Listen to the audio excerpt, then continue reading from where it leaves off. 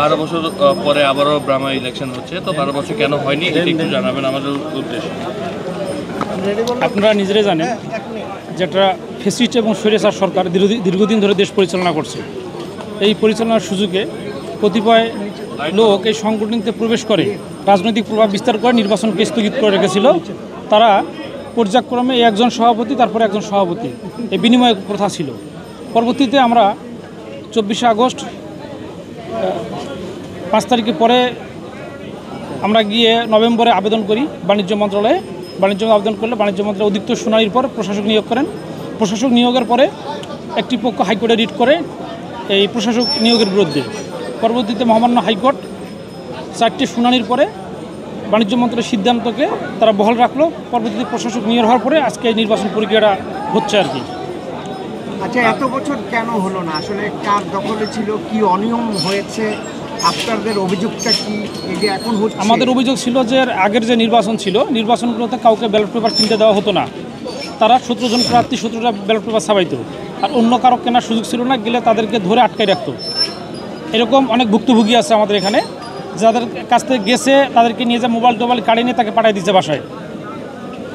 এরকম ঘটনা আছে। এইবার কি তারা অংশগ্রহণ করছে কিনা? এইবার একদম স্বাচ্ছন্দ্যে কোনো দল মত নির্বিশেষে সবাই এখানে স্বাচ্ছন্দ্যে অংশগ্রহণ করেছে নির্বাচনে। নির্বাচন ফেয়ার হয়েছে কিনা ভিতরে যেহেতু আপনি ছিলেন, কি মনে হয়েছে যে আমি শতভাগ নিশ্চিত যে জয় পরাজয় আল্লাহর তরফ থেকে আসে। আমি নিশ্চিত যে ভোট সুষ্ঠু হয়েছে এবং নির্বাচনী বোর্ড যে ধরনের তারা নির্বাচন প্রক্রিয়াকে সাজিয়েছে আমি তাদেরকে স্বাগত জানাই। আসলে এরকম ভোট হওয়া উচিত। আচ্ছা, আওয়ামী ফেস্টিভ্যাল যাওয়ার পরে আমরা যতটুকু জানতে পেরেছি যে আপনি রিট করেছিলেন এবং রিটের পরবর্তীতে আসলে এটা আছে, তো এটা সম্পর্কে একটু আমাদেরকে বলুন।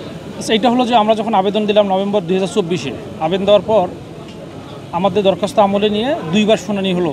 পরপর শুনানির অন্তে বাণিজ্য মন্ত্রণালয় মহাপরিচালক প্রশাসক নিয়োগ দিলেন। প্রশাসক নিয়োগ দেওয়ার পর একটি পক্ষটা হাইকোর্টে রিট করলেন যে প্রশাসক নিয়োগটা অবৈধ। তখন আমরা করলাম কি, আমরা হাইকোর্টে আবার কাগজপত্র সাবমিট করলাম যে তারা যেভাবে কার্যক্রম পরিচালনা করছে তার ডকুমেন্ট এভিডেন্স দাখিল করছি। করার পরে হাইকোর্ট মনে করছে যে এটা তার সন্তুষ্টি হয়ে রায় দিছে যে না, বাণিজ্য মন্ত্রী যে প্রশাসক নিয়োগ করেছেন সেটা হচ্ছে বৈধ এবং সঠিক। এবার আসলে এখানে মানে কোনো দল বা এরকম কোনো ব্যাপার কি আছে কিনা? না, এইখানে কোনো দলগত এবার ছিল না। এখানে আমাদের টেকনিশিয়ান সেক্টর আছে, ইম্পোর্টার সেক্টর আছে, ম্যানুফ্যাকচারিং সেক্টর আছে। তাদের সমন্বিত প্রচেষ্টায় আমরা এটাকে চেষ্টা করেছি যে গণতন্ত্রের যে সৌন্দর্য, এই সৌন্দর্য রাখার জন্য নির্বাচনে সবাই আসছে। হয়তোবা কথাবার্তা মানুষ বক্তৃতাতে গিয়ে এদিক সেদিক থাকে, সেটা বড় কথা নয়, কিন্তু নির্বাচন সুষ্ঠু হয়েছে। বিগত সময় কি স্বৈরাচারী কায়দায় ভোট হয়েছে? স্বৈরাচারী কায়দায় ভোট হয়েছে। ভোট হয়েছে বলতে ফর্ম বিক্রি করবে। ফর্ম হচ্ছে সিলেকশন না, ফর্ম বিক্রি। ফর্ম ওখান থেকে কাউকে কিনতে দেয়নি, ফর্ম ওখান থেকে কিনতে দেয়নি। তার মানে স্বৈরাচার কায়দায় হয়েছে, তারা ফর্ম বিক্রি করতে পারেনি। হ্যাঁ, এটা হচ্ছে অত্যন্ত দুঃখজনক ছিল। আমরা এই ব্যবস্থাকে ফেরত নিয়ে আসার জন্য এনেছি এবং আমাদেরকে সহযোগিতা করেছেন সদস্যরা। এই জন্য সবাইকে ধন্যবাদ যারা এটা এখানে মেম্বার। থ্যাংক ইউ ভাই, থ্যাংক ইউ।